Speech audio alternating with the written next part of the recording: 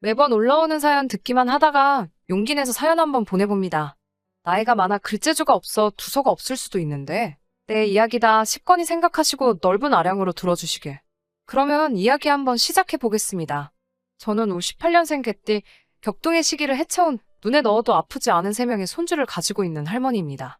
아래로 연년생 아들, 딸 갖고 있으니 저도 따지고 보면 며느리한테는 불편한 시어머니이기도 하고 반대로 우리 딸한테는 세상에 하나뿐이 없는 친정엄마이기도 합니다.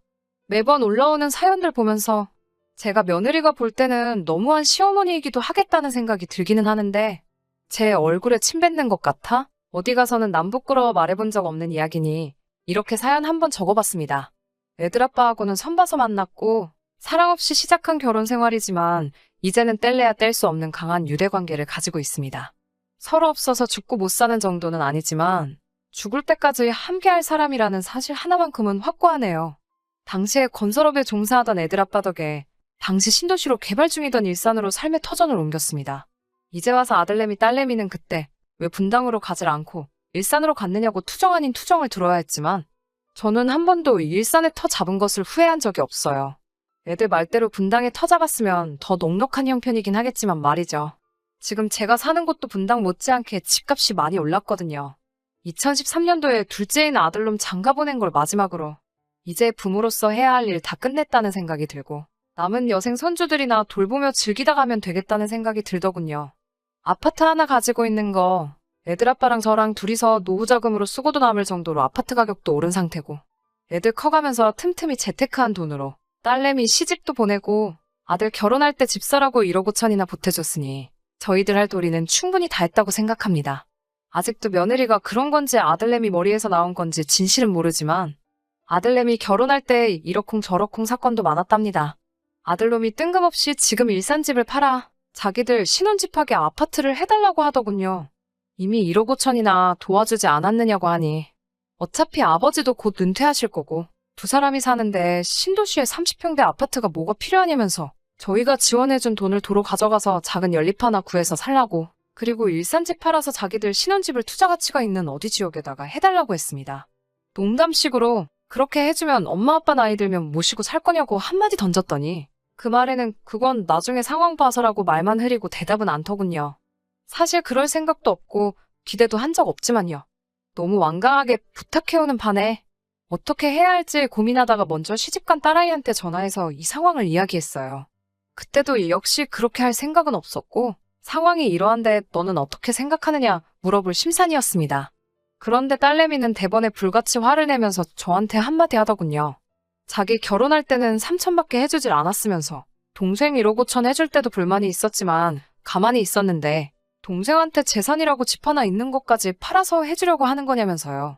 저는 그렇게 할 거라 말한 적도 없는데 그날을 기점으로 그걸 가지고 남매가 서로 내가 더 받았네 덜 받았네 부모한테 지가 더 잘했네 못했네 하면서 싸우고 있으니 그 꼬라지가 한심하기 그지 없더군요. 아들 결혼 준비하는 와중에 두 사람을 집으로 불러 정확하게 말해줬습니다. 지금 사는 아파트는 유산으로 나눠줄 생각도 없고 정리할 생각도 없다고요. 아들한테도 새집 해줄 생각일랑 전혀 없다고. 이 아파트가 뭐라고 남매가 서로 네가 잘했네 내가 잘했네 하는 꼬라지 보니 그냥 두 놈 다 꼴도 보기 싫고 그냥 노후에 집을 담보로 니들한테 손 하나 안 벌리고 주택연금이나 타먹다가 갈 거니 그렇게 알라고만 하고 말았습니다. 물론 진심은 아니었습니다. 그 말에 아들내미도 딸내미도 저에게 그게 뭐하는 짓이냐면서 자식들 잘되게 해줘야지 왜 나라에다가 집을 주냐며 방방 뛰더군요. 딸내미는 그래도 첫째라고 그날 이후로도 아무 일 없다는 듯이 평소처럼 연락도 하고 집에도 틈날 때마다 들르는데 제 집 팔아 자기 집 해줄 줄 알았던 아들놈은 결혼하고 나서 2년 동안 우리 찾아오는 건 고사하고 잘 지내시냐 안부 전화 한 통도 한 적이 없습니다. 자식 농사 잘못 지은 셈 치고 없는 자식이다 생각하고 돈 때문에 이렇게 영영 안 보고 사는갑다 싶었는데 연락 안 하고 산지 2년째 되던 애 말도 없이 며느리랑 집으로 불쑥 찾아오더군요. 며느리 배가 남산만큼 불러서는 저한테 엄마 이제 2달만 있으면 두 쌍둥이 할머니 될 거라고 너스레를 떨며 자랑처럼 이야기를 하더라고요. 처음에는 아들이 이제 아빠가 되니 부모된 심정을 이해한 거라 생각했습니다. 그래서 영영 안 볼 것 같이 연락 끊고 지내던 저한테 찾아온 거라 생각했고 그런 점이 장하기만 하고 감동스럽기 그지 없었습니다. 아이 태어나면 며느리 조리원 비용에 보태라고 삼짓돈 100만 원을 꺼내서 줬어요. 아이들 태어나고 3달째 되던 날에 갑자기 그렇게 불쑥 찾아온 시커먼 본심을 이야기해오더군요. 지 마누라가 이제 회사로 복직을 해야 하는데 쌍둥이 봐줄 사람이 없다며 저보고 쌍둥이 좀 봐줄 수 없겠느냐고 물어보더군요. 사돈댁이 지방인지라 친정에 맡기고 싶어도 상황이 여의치가 않다고요. 시커먼 속내가 훤히 보여 내키지 않았지만서도 딸아이 첫 손주 태어났을 때 딸아이는 전업주부이기도 하고 사위가 지방공무원이라 사는 지역이 멀어 손주 보는 재미는 딸아이 시가 쪽에 양보했어야 했거든요.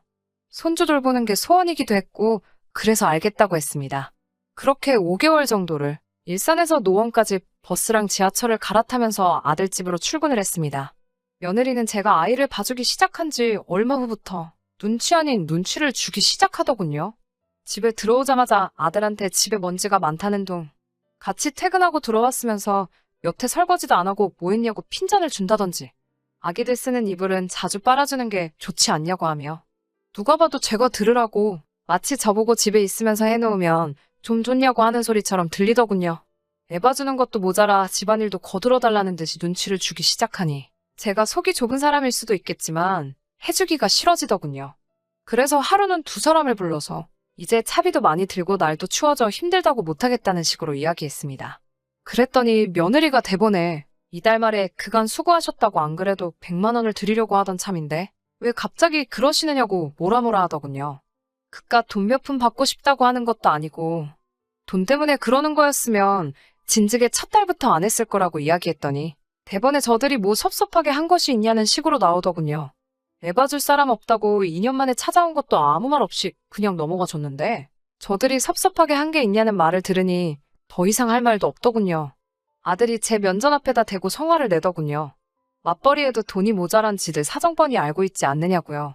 그때 자기가 말한 대로 제 집 팔아서 자기들 집 해줬으면 애엄마도 일 관두고 전업주부를 했을 거라며 그 집이 지금 얼마인지는 아냐면서 저 때문에 손해를 봤다는 식으로 말했습니다.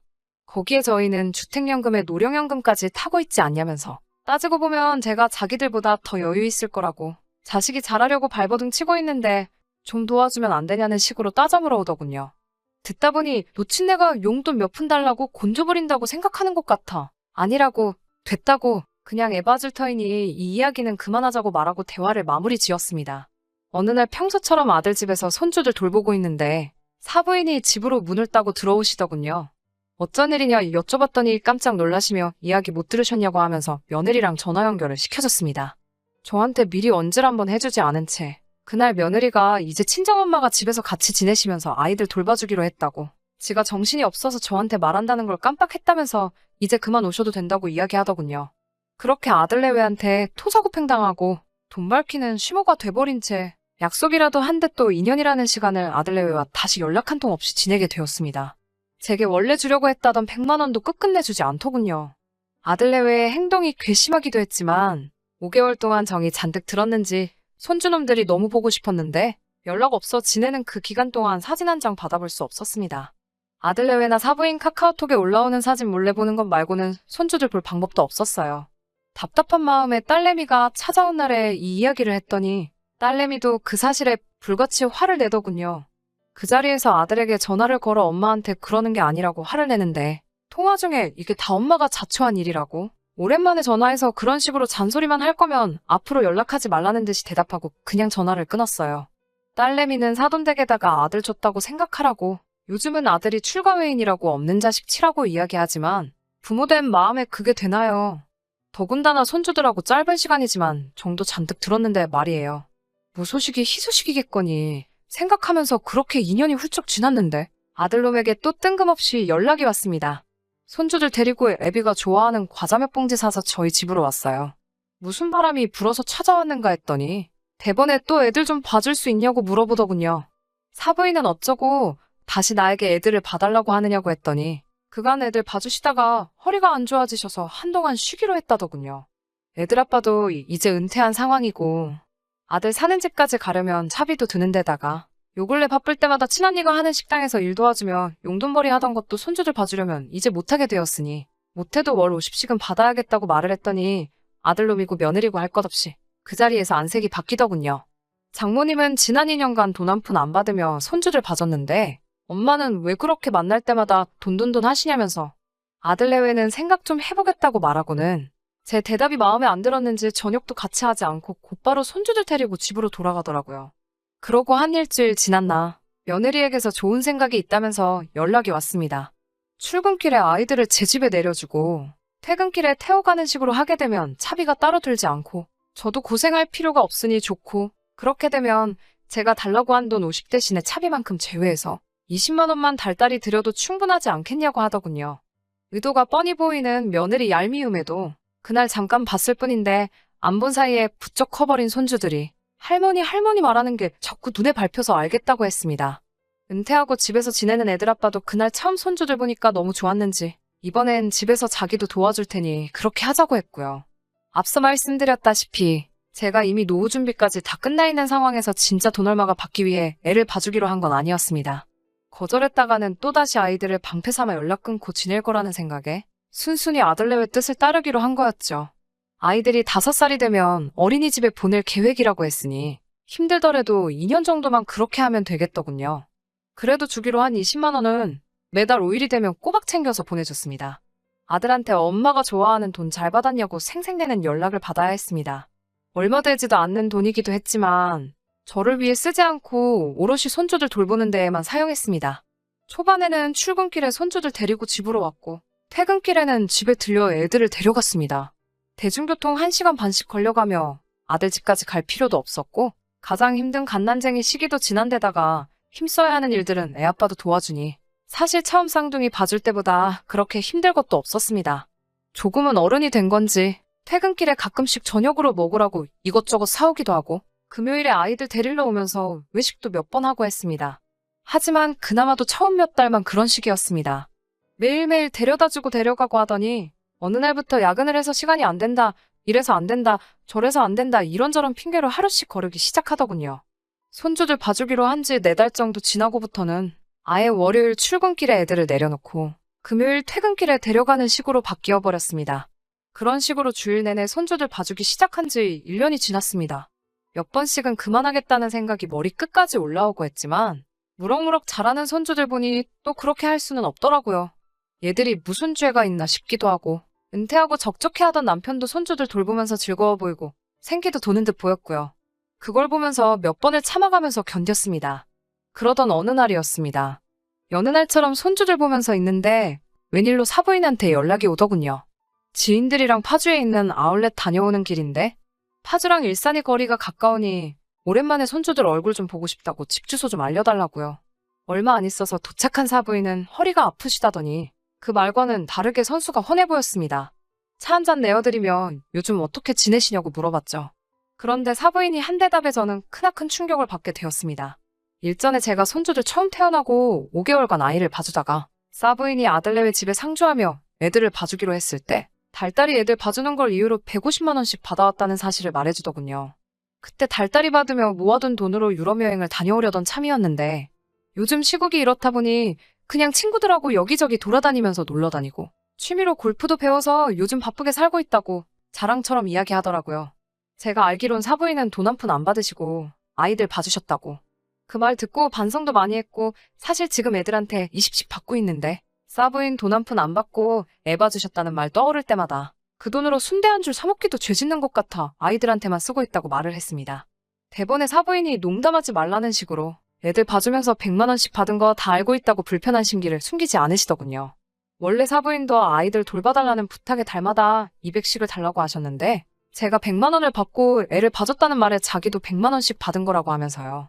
그러다가 애들 돌봐주는 게 도저히 100만 원 가지고는 본전도 안 나오는 장사라고 생각해서 몇 달 뒤에 100씩 받던 걸 150씩 받기로 했고 애 시집 다 보내놓고 또 뒷바라지 해주는 것 같아?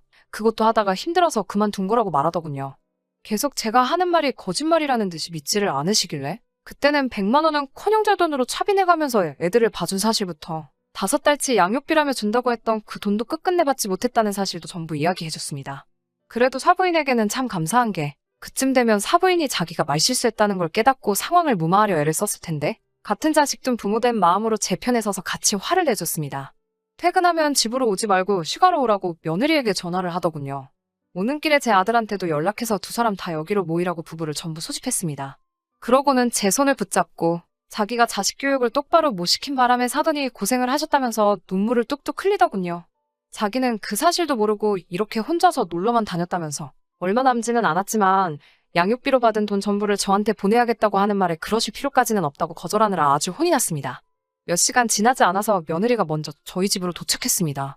시어머니와 친정엄마가 한자리에 모여있으니 보통 상황이 아니란 걸 눈치챈 듯 며느리는 아무 말도 없는 저희 두 사람 눈치를 살피더군요.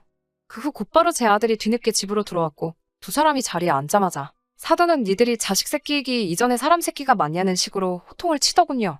손주들을 방패 삼아 할머니한테 갑질을 하는 사람들은 들어본 적도 없지만 그게 다른 사람이 아니라 지 자식 새끼였다는 사실이 아주 놀랄 노짜라면서 사돈은 며느리에게 그동안 제가 애들 방음기간을 계산해달 200씩으로 계산하고 주기로 했다가 안 준 100만 원까지 포함해서 3,100만 원을 당장 저에게 입금하라고 했습니다.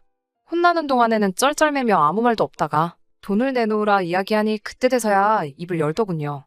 자기들이 그런 큰 돈이 어디 있냐고 그렇게는 할 수 없다고요. 사돈은 대번에 할머니들이 돌아가며 4년 동안 애 봐주는 동안 사지멀쩡한 맞벌이 부부가 3천도 못 모은 게 말이나 되냐면서 니들이 진짜 사람 새끼들이 맞냐며 혀를 째째 차는데 쩔쩔매는 아들놈 보니 마음이 아프기도 했지만 제가 하고 싶은 말을 그대로 해주시는 것 같아 속이 아주 후련했습니다.